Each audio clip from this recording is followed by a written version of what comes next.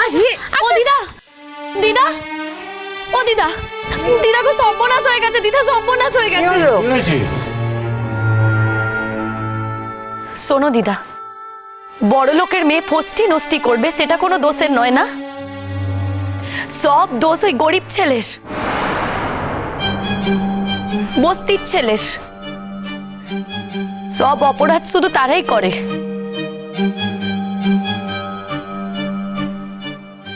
আচ্ছা ঠিক আছে, আমি ধরে নিলাম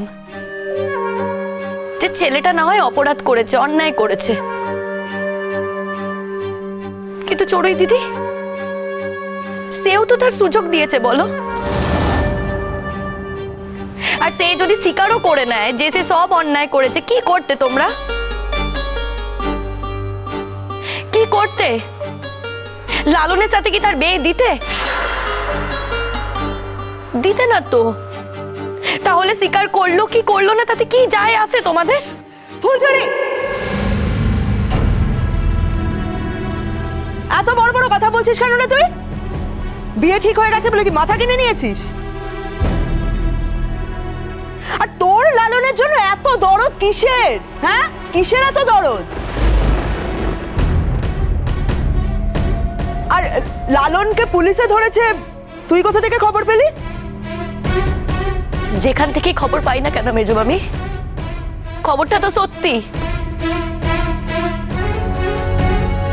পুলিশ টানতে টানতে ছেলেটাকে নিয়ে গেছে।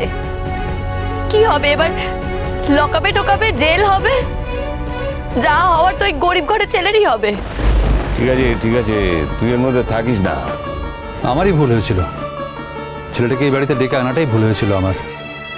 ও বাবা, বাবা, বাবা, বাবা, লালনকে পুলিশে ধরেছে বাবা, লালনকে পুলিশে ধরেছে। তুমি বুঝতে পারছো? হ্যাঁ, ও বাবা, তুমি লালনকে ছাড়িয়ে দাও না বাবা, তুমি ছাড়িয়ে দাও না। ও বাবা, ঠিক আছে, দেখছি। না না, দেখছি না বাবা, পুলিশ তো লালনকে অনেক মারবে, অনেক মারবে। ও বাবা, লালন তো ব্যথা পাবে বাবা, লালন ব্যথা পাবে ওকে মারলে। তুমি ওকে ছাড়িয়ে দাও না বাবা, ছাড়িয়ে। ঠিক আছে।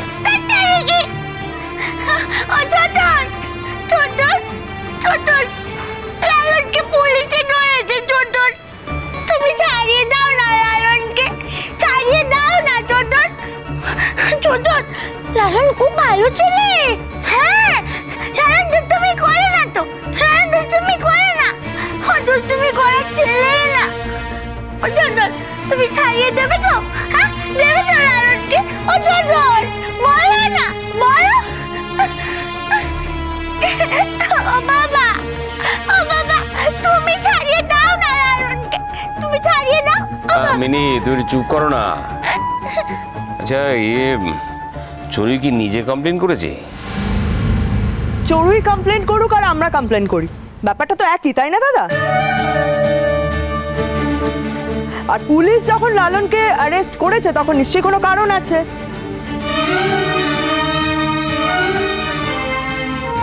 দেখো মেজবাবু, ব্যাপারটা কিন্তু এক নয়।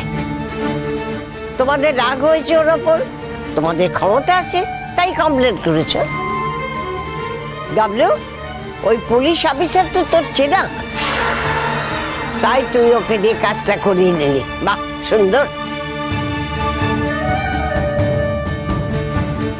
ধর্ম বলে একটা কথা আছে, মনে রাখিস। সইবে তো বাবা? কোন ধর্মের কথা বলছেন আপনি মা? কি ধর্মে সইবে না? আমার মেয়ের সঙ্গে যে সর্বনাশটা হয়েছে সেটা আপনার ধর্মে সইবে? কিন্তু চান্দ্রেই, একটা কথা তো তোমারও ভাবা দরকার। ছেলেটা যখন বারবার বলছে যে ও কিছু করেনি, তখন ওর কথাটা তোমরা শুনছো নাই বা কেন বলো তো? ওকে তো ওর একটা কথা বলার সুযোগ অন্তত দেবে। কেনই বা দেবে? ও বস্তিতে থাকে বলে তো? ও আমাদের বাড়িতে ড্রাইভারের কাজ করে, ও গরিবের ছেলে, তাই ওর কথা শোনার কোনো দরকার নেই। কিন্তু একই কাজ যদি আমাদের বাড়ির কোনো ছেলে করতো, যদি বিপদে পড়তো, তখন তোমরা ওকে সেই কথাটা বলতে পারতে? এরকম কথা বলতে? বড়দি, আমি না অ্যাকচুয়ালি তোমাদের এই দরদের কারণটা বুঝতে পারছি।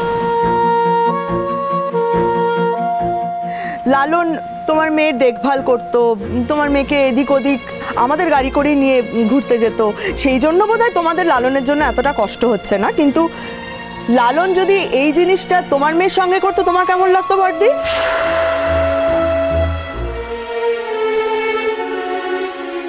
মানে ধরো, আমার তো মনে হয় লালনের মতন ছেলে ও যে মিনির সঙ্গেও এটা করতো না, তার তো কোনো গ্যারান্টি নেই। আজকে চড়ুই সুস্থ স্বাভাবিক বলে চড়ুই এটা নিয়ে কথা বলতে পেরেছে, চড়ুই আমাদেরকে জানাতে পেরেছে। তোমার মেয়ের সঙ্গে হলে ও তো সেটা জানাতে পারতো না, কি করতো তখন? আমি যাবো মা, যা মুখে আসছে তাই বলো না। কেন বর্দা, যা মুখে আসছে সেটা কেন বলতে পারবো না আমি? আমার মেয়ের সঙ্গে যখন কোনো অঘটন ঘটছে, আমার মেয়ের যখন সর্বনাশ হচ্ছে, তাতে আপনাদের কোনো মানে তার কোনো দাম নেই আপনাদের কাছে। আর আপনার মেয়েকে নিয়ে কিছু বললে তখন যা মুখে আসছে তাই বলা হয়ে যায় নাকি? দেখো, আমি যতদূর জানি, যতদূর চিনেছি লালনকে, তার পক্ষে এ কাজ করা সম্ভব না। না না, তাহলে কি আমরা মিথ্যা কথা বলছি বল? মিথ্যে নয় মেজদা, ভুল বলেছিস, ভুল বলছিস তোরা। আমি সেদিনও বলেছি, আজকেও বলছি, চড়ুই সেদিন যে অবস্থায় ছিল তাতে ওর কিছু একটা ভুল হতেই পারে। লালনকে থানায় কেন নিয়ে গেছে? আমি তো কোনো কমপ্লেন করিনি, কমপ্লেন করেছো তোমরা। উল্টে আমি তো থানায় গিয়েছিলাম কমপ্লেন তুলে নেওয়ার জন্য।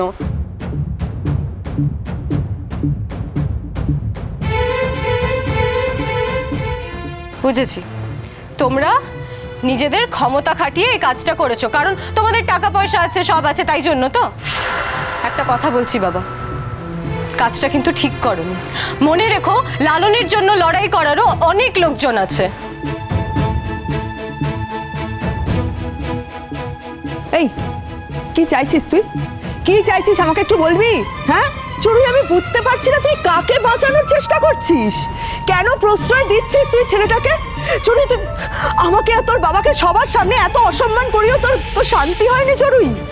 তুই ওই ছেলেটাকে বাঁচাতে চাইছিস যে ছেলেটা তোকে কনস্ট্যান্ট অপমান করে গেছে, তোকে পার্টিতে অপমান করেছে, তারপর বাড়িতে এসে বাড়ির সকলের সামনে পুরো ঘটনাটা অস্বীকার করেছে, এতবার তোকে অপমান করেছে। চড়ুই, তুই কেন ওকে ছেড়ে রাখতে চাইছিস?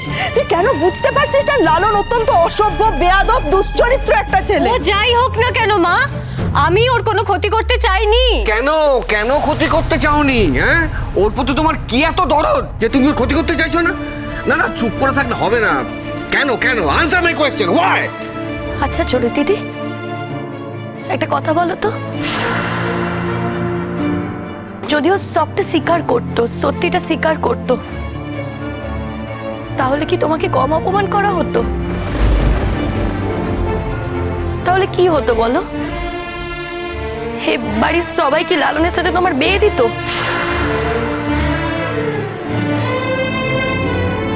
সেটা তো হতো না, বলো? তুই এত কথা বলছিস কেন রে? আমি তো বুঝতে পারছি না তুই এত কেন কথা বলছিস। কথা বলছি কারণ আমি আর লালন না এক জায়গা থেকেই আসি মেজো মামি,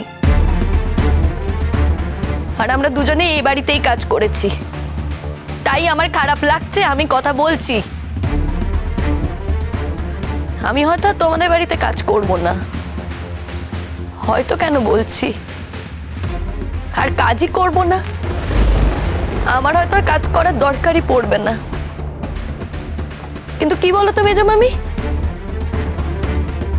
না ভাবলেই খারাপ লাগে যে এত বছর এই বাড়িতে আমি কি করে কাজ করলাম, এরকম একটা বাড়িতে। দেখো, আমাকে তো কম অপবাদ দাওনি, আমাকে চুরির অপবাদ পর্যন্ত দিয়েছো। এ বাড়িতে তোমরা যেখানে ইচ্ছে সেখানে জিনিস রাখো, কিন্তু সেটা যখন খুঁজে পাও না তখন আমাদেরকে দোষ দাও। শুধু কি তাই?